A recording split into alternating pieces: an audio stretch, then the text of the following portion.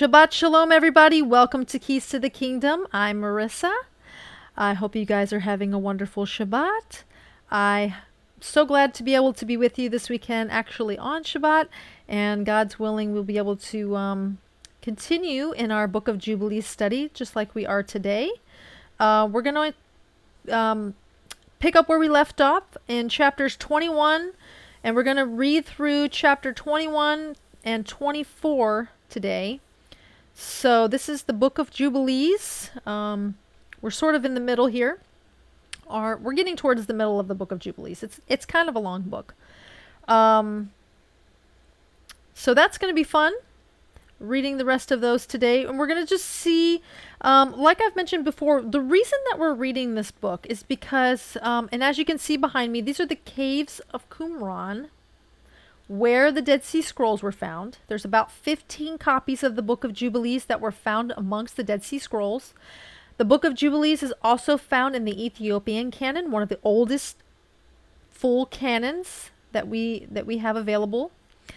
It was taken out of our canon. It was at one time accepted, and then at other times it was taken out. And so we're just studying this book. We're kind of comparing it to the book of Genesis. That's basically where the Book of Jubilees takes place. And we're just going to read through and see what is contained that lines up with the book of Genesis, and what are some things that are in here that might expound upon the book of Genesis. So it's interesting that in the caves of Qumran, which is in Judea, 15 copies of the Book of Jubilees were amongst the Dead Sea Scrolls. And we're just going to study this today. I'm going to bring up the chapters on the screen here so you can follow along. We're going to do 4 chapters today, 21 through 24 of the Book of Jubilees. So I hope that you've watched previous videos on this, or that you've read the chapters before, so you can kind of follow along and kind of familiarize yourself with the Book of Jubilees, so that you know, are sort of caught up to where we are today. You might want to go back and watch those first if you haven't been reading the Book of Jubilees before, just to sort of, you know, you don't want to jump right into the middle. In other words, you might get lost a little. A couple of things, or maybe just one major thing before we start reading. I did create an event on the page of Keys to the Kingdom. There is an event posted in there. It is for the Ladies Fellowship event. This is an event that's going to be here in Dunedin, Florida. Okay, this is a fellowship weekend for any ladies who are interested in just getting together on a weekend to do a few things, fellowship with each other, get to know each other, and just have a fun time. Hopefully, if you're local here in Florida, it won't be too hard for you to make it. And if you're out of state, if you're able to fly down and stay somewhere to join us, that would be wonderful. That would be great. We welcome you. And I would love to meet you guys in person. That would be a blessed time for us to get together. We've already got some ladies that are going to be joining us that weekend. This is going to be, this is actually going to be in August. So I'm giving plenty of time for everyone to RSVP. I just want to, you know, obviously a month ahead of time, I'm going to make sure that everybody has RSVP'd a month prior, so that I can, you know, finalize the numbers, so that I can know exactly who's coming. But this is going to be August 7th and August 8th. That's Saturday and Sunday in the month of August. Okay. And that's going to be here in Dunedin, Florida. So if you're local and you can make it, great. If you're out of state and you can fly down and, you know, put yourself up for the weekend, we would love to meet you and have all the ladies get together and have a nice weekend. I'm going to be posting an itinerary soon. I have one event scheduled for Sunday. I'm getting some events scheduled for Saturday for things for us to do. And, you know, once I have a better idea of the numbers, then I will post the itinerary in the event. But I wanted to let everybody know way ahead of time so that you can make plans and arrangements, and we can sort of finalize who's going to be able to make it at least a month in advance. So probably sometime in July, I'm going to have everybody finalize whether they're going to be able to make it or not, so that we can plan accordingly. Okay? So I'm looking forward to that. Looking forward to meeting you all in person. That would be so much fun. And it's going to be a nice hot summer day here in sunny Florida. So hope to see you there. All right, guys, we're going to go ahead and get into these chapters of Jubilees. This is going to be 4 chapters we're reading. We're going to continue our Jubilees study, okay? All right, so let's go ahead and get into chapter 21.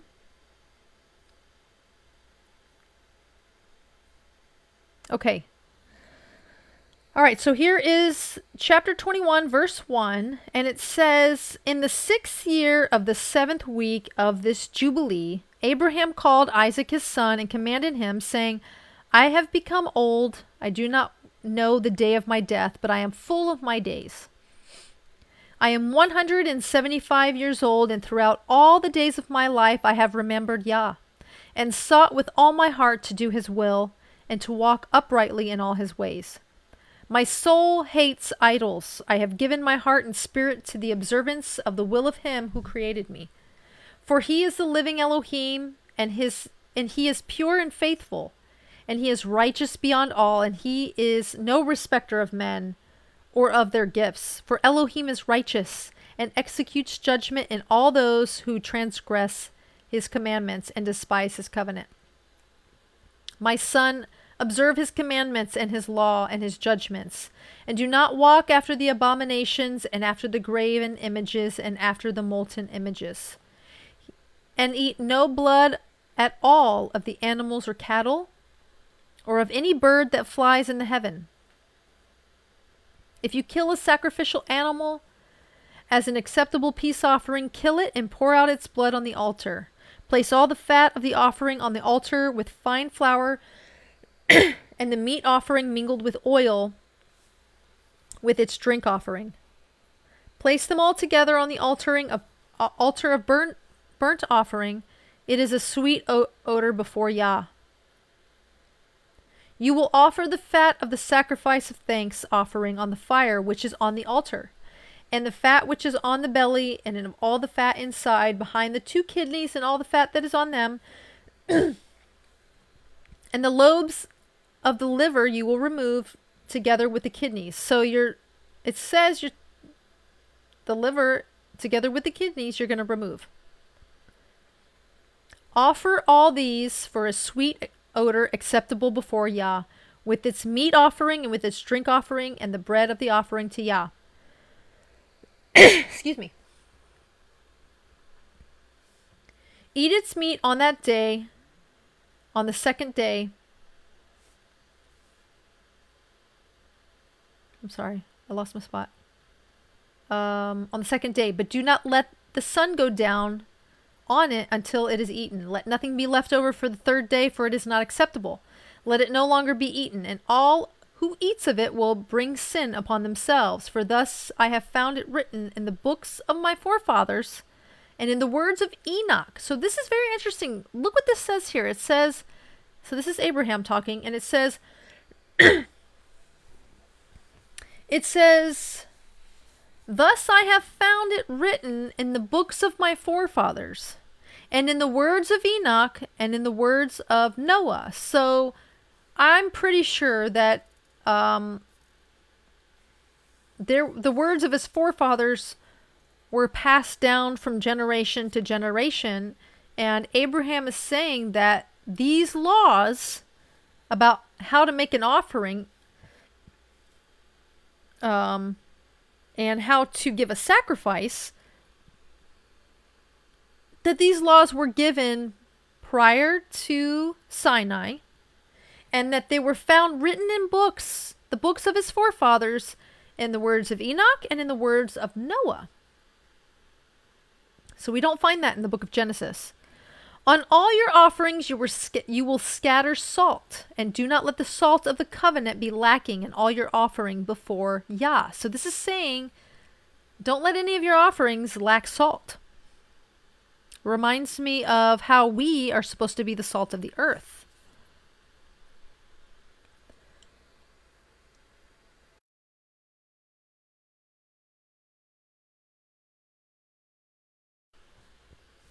As regards to the wood of the sacrifices, beware to bring only these and no other wood to the altar in addition to these: cypress, bay, almond, fir, pine, cedar, savin, fig, olive, myrrh, laurel, and aspalathus.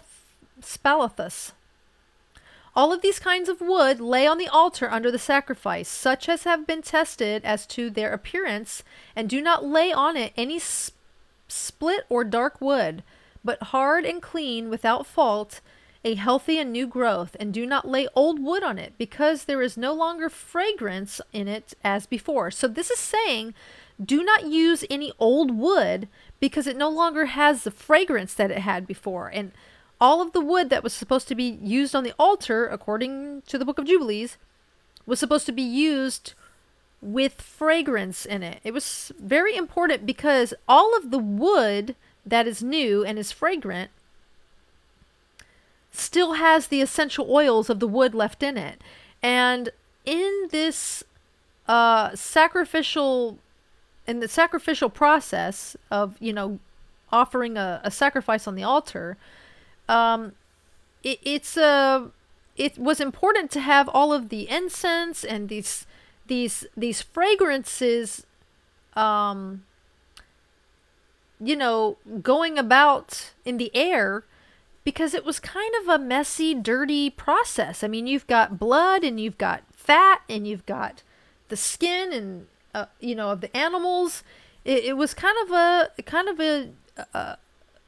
you know, a process in which bacteria could be bred. And so it was important to have these essential oils in the air to cleanse the air as they were being sacrificed. So that's very interesting to me. Besides these kinds of wood, there is none other that you will place on the altar, for the fragrance is dispersed, and the smell of its fragrance will not go up to heaven. See, that right there solidifies in my mind that it was so important to have the essential oils in the plant so that the fragrance can be dispersed throughout the air, so that you weren't smelling flesh, the smell of flesh, you know, in the blood and the fat being burned on the altar.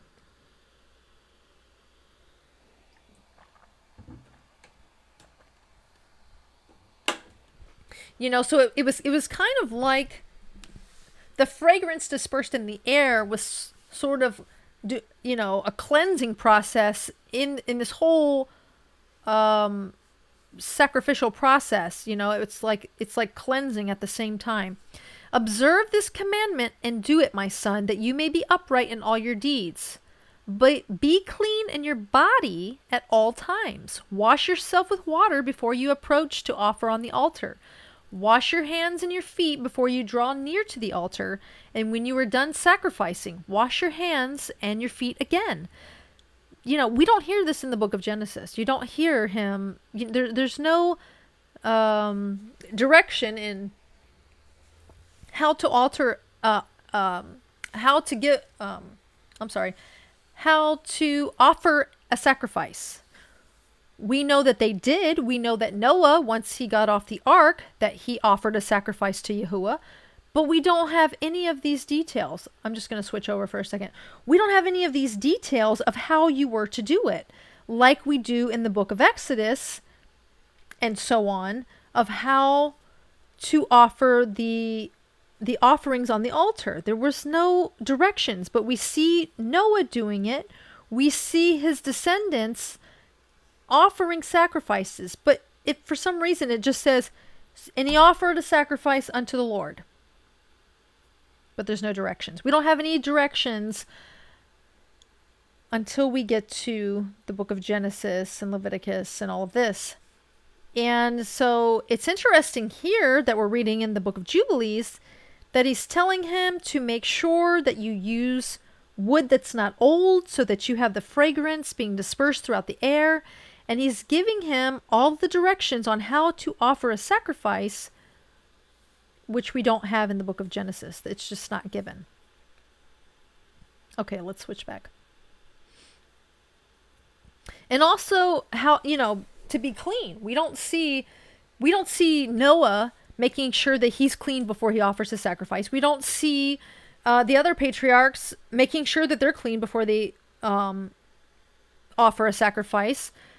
We don't see any of those details given in the book of Genesis. None of those details are given clearly until the book of Exodus and so on after that, when Yahuwah is giving instructions on how to be clean and how to offer sacrifices. So it says, let no blood appear on you or on your clothes. Be on your guard against blood, my son. Be on your guard continually and cover it with dust. Do not eat any blood, for it is the soul. Eat no blood whatsoever. So check this out. It says, don't eat any blood, for it is the soul. And it is very much to believe, because remember, the Bible says that the life is in the blood. The book of Jubilees is saying, don't eat the blood because it is the soul. And so it is believed by many that that's actually where the soul resides, is in your blood, in your DNA, which is why we don't want people tampering with our DNA, right? Amen. So it's interesting that it's going into more detail about that here in the book of Jubilees, and we don't have that in the book of Exodus. I'm sorry, in the book of Genesis. I'm sorry. Okay, so it is the soul. Eat no blood whatsoever. Take no payment for shedding the blood of man, or it will cause it to be shed without fear of punishment, without judgment. It is the blood that is shed that causes the earth to sin, and the earth cannot be cleansed from the blood of man except by the blood of he who shed it.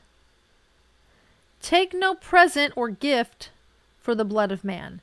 Blood for blood, that you may be accepted before Yah, the Most High Elohim. He is the defense of the good, so that you may be preserved from all evil, and that he may withhold from you from every kind of death. I see, my son, all the works of the children of men are sin and wickedness, and all their deeds are uncleanness, and an abomination and a pollution, and there is no righteousness in them. Beware, or you will walk in their ways, and tread in their paths, and commit a sin worthy of death before the Most High Elohim. He will hide his face from you, and give you back into the hands of your transgression, and root you out of the land, and your offspring likewise from under heaven, and your name and your offspring shall perish from the whole earth. Turn away from all their deeds and all their uncleanness, and observe the laws of the Most High Elohim, and do his will and be upright in all things. If you do this, he will bless you in all your deeds, and will raise up from you a plant of righteousness through all the earth, throughout all generations of the earth, and my name and your name shall not be forgotten under heaven forever. Go, my son, in peace. May the Most High Elohim, my Elohim and your Elohim, strengthen you and do his will. And may he bless all your offspring and the remainder of your offspring for the generations forever, with all righteous blessings, that you may be a blessing on all the earth. And he went out from him rejoicing. Chapter 22. In the first week, in the 44th Jubilee, in the second year, that is, the year in which Abraham died, Isaac and Ishmael came from the well of the oath to celebrate the Feast of Weeks, which is the feast of the first fruits of the harvest to Abraham, their father, and Abraham rejoiced because his two sons had come. So, apparently, here it says that Isaac and Ishmael came to see their father Abraham, and this is the year in which he died. Isaac had made Isaac had many possessions in Beersheba, and Isaac desired to go and see his possessions and to return to his father. In those days, Ishmael came to see his father, and they both came together, and Isaac offered a sacrifice for a burnt offering and presented it on the altar of his father that he had made in Hebron.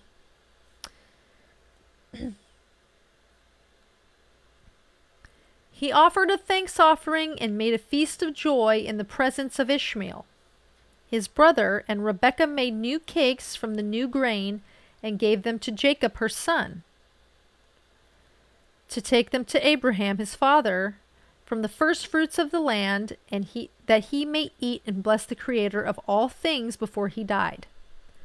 Isaac also sent Jacob to Abraham with an offering of his best for thanks, so that he might eat and drink. He ate and drank and blessed the Most High Elohim, who has created heaven and earth, who has made all the fat things of the earth and given them to the children of men, that they might eat and drink and bless the Creator. And now I give thanks to you, my Elohim, because you have caused me to see this day. Behold, I am 160 years, an old man and full of days, and all my days have been peace to me. The sword of the adversary has not overcome me, and all that you have given me and my children all the days of my life until this day. My Elohim, may your mercy and your peace be on your servant and on the offspring of his sons, that they may be with you and a chosen nation, and an inheritance from among all the nations of the earth, from now on to all the days of the generations of the earth, to all the ages. He called Jacob and said, My son Jacob, may the Elohim of all bless you and strengthen you to do righteousness and his will before him, that he may choose you and your offspring, that you may become a people for his inheritance according to his will always. My son Jacob, draw near and kiss me. And I just want to point out here, and you'll see this throughout Scripture, that grandfathers don't call their grandsons grandson. They call them my son. They refer to their grandchildren as their sons, and they refer to their grandparents as their fathers, or their mothers. They don't really use those terminologies as far as grandfather or grandson. My son Jacob, draw near and kiss me. And he drew near and kissed him. And he said, Blessed be my son Jacob, and all the sons of Elohim Most High, to all the ages. May Elohim give to you an offspring of righteousness, and some of your sons may he sanctify throughout the whole earth. May nations serve you, and all the nations bow themselves before your offspring. Be strong in the presence of men, and exercise authority over all offspring of Seth. That's interesting. That's not mentioned in the book of Genesis at all. In fact, you don't have this dialogue between Jacob and Abraham ever. It's almost like in the book of Genesis, Jacob never spoke to Abraham, because you never see it happening. Be strong in the presence of men and exercise authority over all the offspring of Seth. Then your ways and the ways of your sons will be justified, so that they shall become a pure nation. May the Most High Elohim give you all the blessings with which he has blessed me, and he blessed Noah and Adam. May the rest of the sacred head of your offspring from generation to generation forever. May they rest on the sacred head of your offspring. May he cleanse you from all unrighteousness and impurity, so that you may be forgiven all the transgressions which you have committed ignorantly. May he strengthen you and bless you. May you inherit the whole earth, and may he renew his covenant with you, so that you may be to him a nation for his inheritance for all the ages, so that he may be with you and your offspring, an Elohim in truth and righteousness throughout all the days of the earth. My son Jacob, remember my words. Observe the commandments of Abraham your father. Separate yourself from the nations, and do not eat with them. Do not emulate their works, and do not associate with them, because their works are unclean, and all their ways are pollution and an abomination and uncleanness. They offer their sacrifices to the dead, and they worship evil spirits, and they eat over the graves, and all their works are empty and nothingness.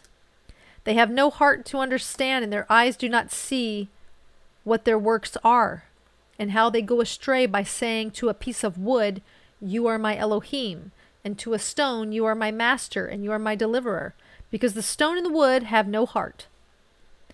As for you, my son Jacob, may the Most High Elohim help you, and the Elohim of heaven bless you, and remove you from their uncleanness and from all their error. Jacob, be warned, do not take a wife from any offspring of the daughters of Canaan, for all his offspring are to be rooted out of the earth. Because of the transgression of Ham, okay, this is actually saying, because of the transgression of Ham, Canaan erred, and all his offspring shall be destroyed from the earth, including any remnant of it, and none offspring from him shall exist except on the day of judgment. Shabbat Shalom, Crystal. So glad you were able to make it, sweetie. Good to see you. So this is interesting. We do not see any of this dialogue at all in the book of Genesis, okay? This is saying, because of the transgression of Ham, Canaan erred. So basically, because of his father's transgression, Canaan erred, and all his offspring shall be destroyed from the face of the earth. Okay? And none springing from him shall exist except on the day of judgment. So this is saying that Canaan's offspring won't exist except on the day of judgment. Okay? They're going to be destroyed completely, and then, I guess, appear again on the day of judgment. We don't see any of this in the book of Genesis at all.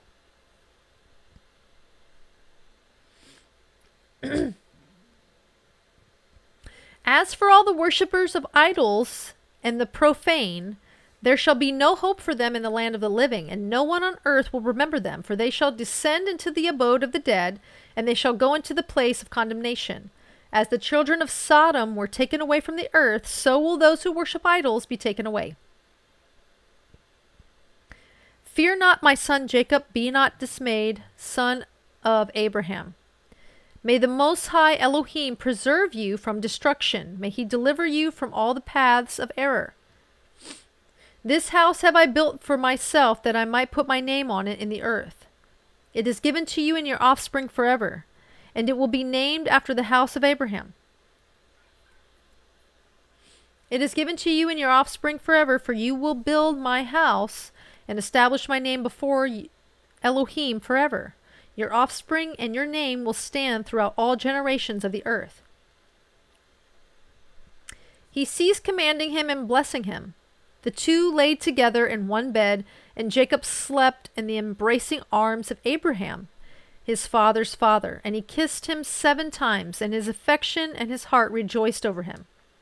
He blessed him with all his heart and said, the Most High Elohim, the Elohim of all, the creator of all, who brought me out from the land of Ur, from the Chaldees, that he might give me this land to inherit forever, that I might establish a pure offspring. Blessed be the Most High forever. And he blessed Jacob and said, may your grace and your mercy be lift up on my son, over whom I rejoice with all my heart and my affection, and on his offspring always. Do not forsake him, nor diminish him from now to the days of eternity. And may your eyes be opened on him and on his offspring, that you may preserve him and bless him, and may sanctify him as a nation for your inheritance. Bless him with all your blessings from now to all the days of eternity, and renew your covenant and your grace with him and with his offspring, according to all your good pleasure, and to all the generations of the earth. I think it's interesting to mention that Abraham's having this conversation with Jacob, and there isn't a conversation being made with Esau. We don't see that at all in the book of Genesis either. There's no dialogue between Jacob and Abraham ever in the book of Genesis, which is interesting because that's his grandfather. Of course, Why wouldn't he ever have a dialogue with him? So these are interesting chapters in the Book of Jubilees, because and why is he not having any dialogue whatsoever with Esau? Esau was Jacob's twin. It's not like he was from another woman like Ishmael was.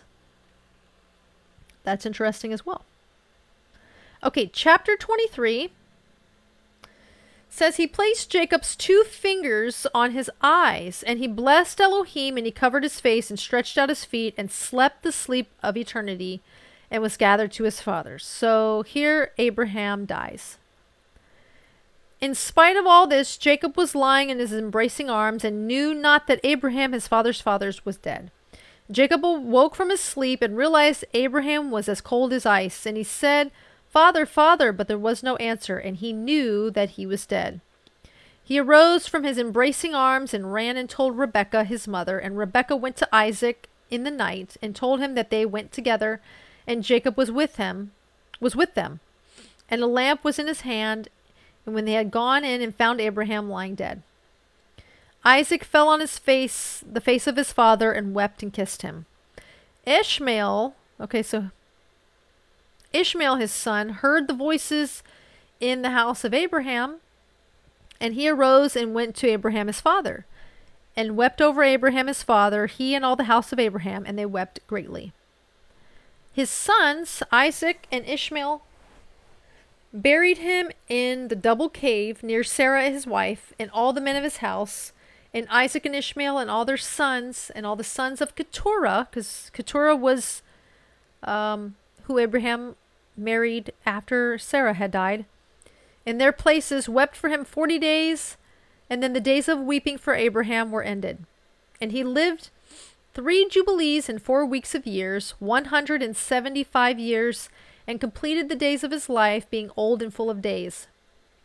For the days of the lives of their forefathers were 19 jubilees, and after the flood they began to grow less than 19 jubilees, and to decrease in jubilees, and to grow old quickly, and to be full of their days, because of the many types of hardships and the wickedness of their ways, with the exception of Abraham. For Abraham was perfect in all his deeds with Yah, and well-pleasing in righteousness all the days of his life. Yet he did not complete 4 jubilees in his life, when he had grown old because of the wickedness in the world, and was full of his days. All the generations which shall arise from this time unto the day of the great judgment shall grow old quickly, before they complete 2 jubilees, and their knowledge shall forsake them because of their old age, and all their knowledge shall vanish away. That's interesting. All of their knowledge shall vanish away. In those days, if a man lives a jubilee and a half of years, they shall regard him, saying, he has lived long. And the greater part of his days are pain and sorrow and hardship, and there is no peace, for calamity follows on calamity, and wound on wound, and hardship on hardship, and evil deeds on evil deeds, and illness on illness, and all judgments of destruction such as these, piled one on another, illness and overthrow, and snow and frost and ice, and fever and chills, and mental and physical incapacity, and famine and death, and sword and captivity, and all kinds of calamities and pains. All of these shall come on an evil generation, which transgress on the earth. Their works are uncleanness and fornication and pollution and abominations. And they shall say, the days of the forefathers were many, lasting 1,000 years, and were good. But the days of our lives, if a man lives a long life, are 80 years and 10. And if he is strong, 80 years, and those evil, and there is no peace in the days of this evil generation. In that generation, the sons shall covet their fathers, and their elders of sin and unrighteousness, and of the words of their mouths, and the great wickedness which they perform, and concerning their forsaking the covenant which Yah made between them and him.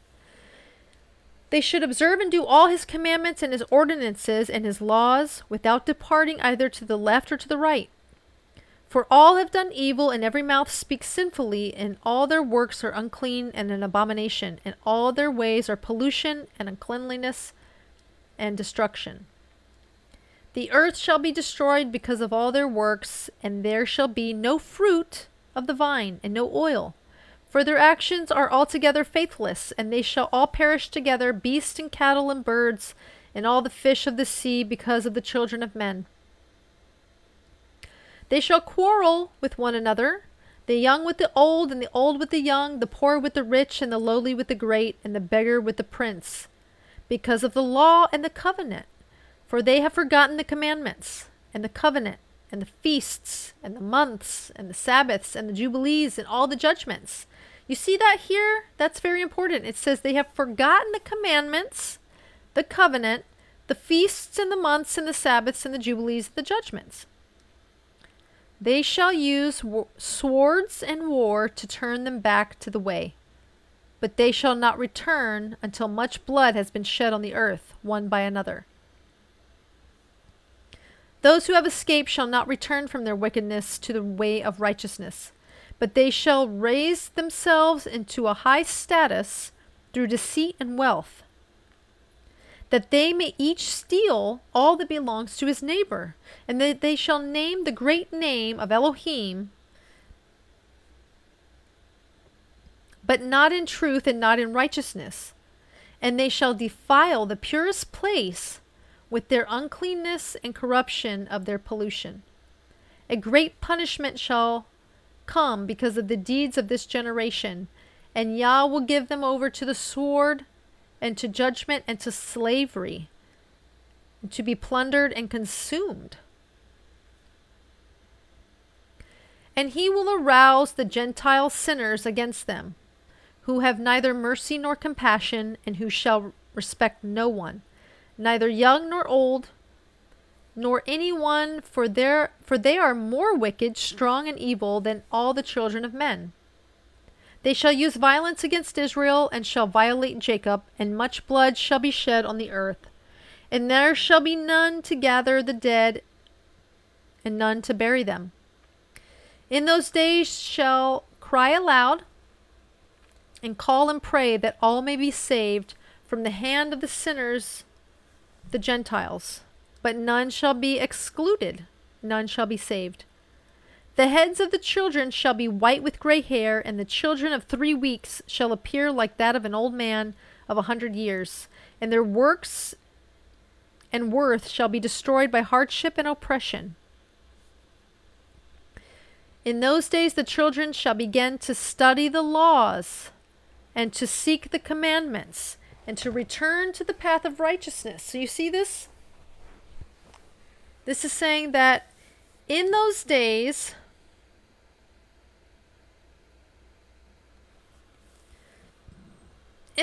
the children shall begin to study the laws, and to seek the commandments, and to return to the path of righteousness.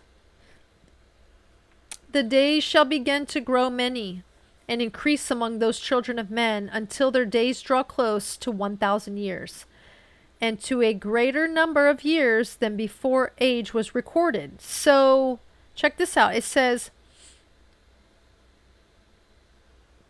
oh, this is so interesting. It's saying, okay, let's just pause here for a second, because I think there's something here. In those days, the children shall begin to study the laws, and to seek the commandments, and to return to the path of righteousness. Then it says, the days shall begin to grow many, and increase among those children of men, until their days draw close to 1,000 years, and to a greater number of years than before age was recorded. He's saying that they're going to live longer because they began to study the laws and seek the commandments and return to the path of righteousness. This is saying that people are going to start to live longer because they're keeping the commandments. In fact, it's going to be longer, close to 1,000 years, and to a greater number of years than before age was recorded. There shall be neither old man or one who is aged, For all shall be as children and youths, and their days shall be full, and they shall live in peace and in joy, and there shall be neither Satan nor any evil destroyer, because all their days shall be days of blessing and healing. This sounds like the millennial reign.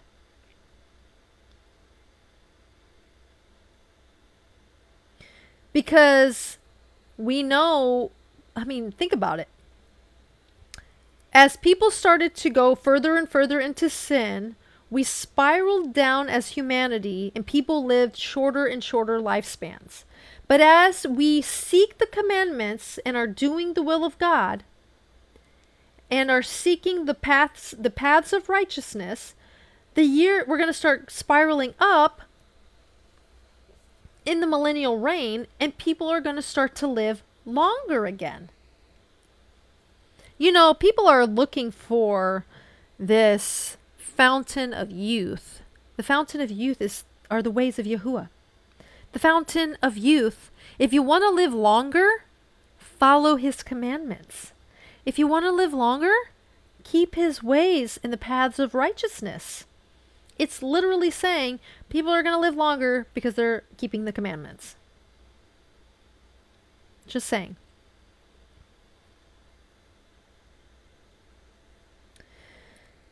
Okay, and we know that this is talking about the last days because it says, and there shall be neither Satan nor any evil destroyer. So we know that this is the last days that it's speaking of. Or should I say, basically what happens after the last days. So the beginning of the millennial reign, when there's no more Satan. And at that time, Yah will heal his servants, and they shall rise up and see great peace, and drive out their adversaries. The righteous shall understand and be thankful, and rejoice with joy forever and ever, and they shall see all their judgments and all their curses enacted on their enemies. Their bones shall rest in the earth, and their spirits shall have much joy, and they shall know that it is Yah who executes judgment, and shows mercy to hundreds and thousands, and to all that love him. Moses, write down these words, write them and record them in the heavenly tablets for testimony for the generations forever. Okay, so remember, according to the Book of Jubilees, all of this is being given to Moshe as he's on Mount Sinai. The entire Book of Jubilees was supposedly given to Moshe while he was on the mountain, Mount Sinai. This was all being given to him to write down during this time. Okay, last chapter, chapter 24 says, it happened after the death of Abraham that Yah blessed Isaac his son, who arose from Hebron and went and dwelt at the well of the vision in the first year of the 3rd week of this Jubilee, 7 years. In the first year of the 4th week, a famine began in the land, besides the first famine, which had been in the days of Abraham. Jacob made lentil soup, and Esau came in from the field hungry. He said to Jacob his brother, give me some of this red soup. Jacob said to him, sell me your birthright, and I will give you bread, and also some of this lentil soup. And Esau said in his heart, if I shall die, what good is my birthright to me? And he said to Jacob, I give it to you.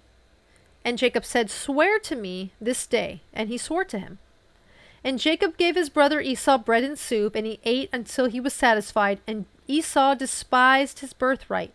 For this reason was Esau's name called Edom, red, because of the red soup which Jacob gave for his birthright.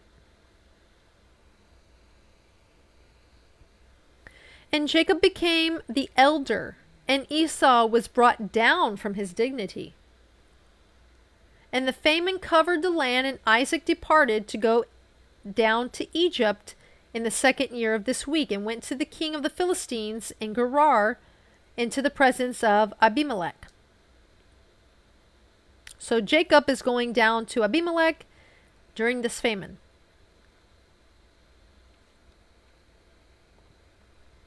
I'm sorry, Isaac. Isaac is going down to Abimelech during this famine.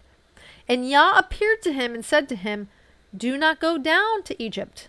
Dwell in the land that I shall tell you of, and sojourn in this land, and I will be with you and bless you. For you and your offspring will I give all this land, and I will establish my oath which I swore to Abraham your father.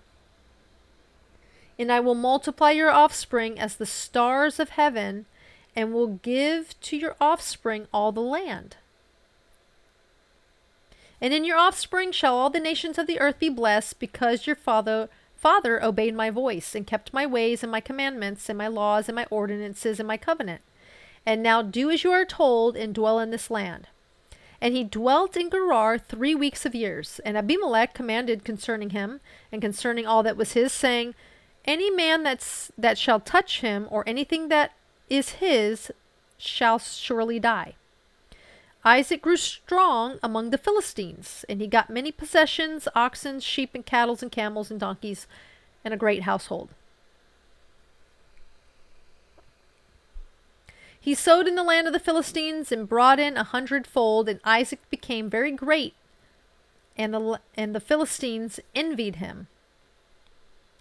Now all the wells that the servants of Abraham had dug during the life of Abraham, the Philistines had stopped them up after the death of Abraham, and filled them with dirt. Abimelech said to Isaac, go from us, for you are much mightier than we. Isaac departed from that place in the 1st year of the 7th week, and sojourned in the valleys of Gerar.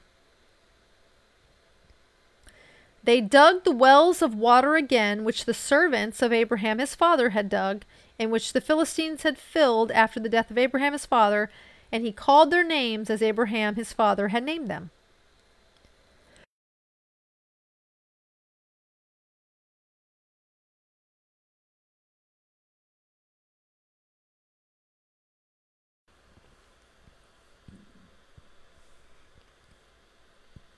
The servants of Isaac dug a well in the valley and found fresh flowing water, and the shepherds of Gerar bickered with the servants of Isaac, saying, the water is ours. Isaac called the name of the well Perversity, because they had been perverse with us. And they dug a second well, and they fought for that also, and he called its name Enmity. He left that place, and they dug another well, for they did not fight, and he called the name of it Room. And Isaac said, now Yah has made room for us, and we have increased in the land. And he went up from that place to the well of the oath in the 1st year of the 1st week in the 44th Jubilee. Yah appeared to him in the night of the 1st new month, and said to him, I am the Elohim of Abraham your father. Fear not, for I am with you, and shall bless you, and shall surely multiply your offspring as the sand of the sea, for the sake of Abraham my servant.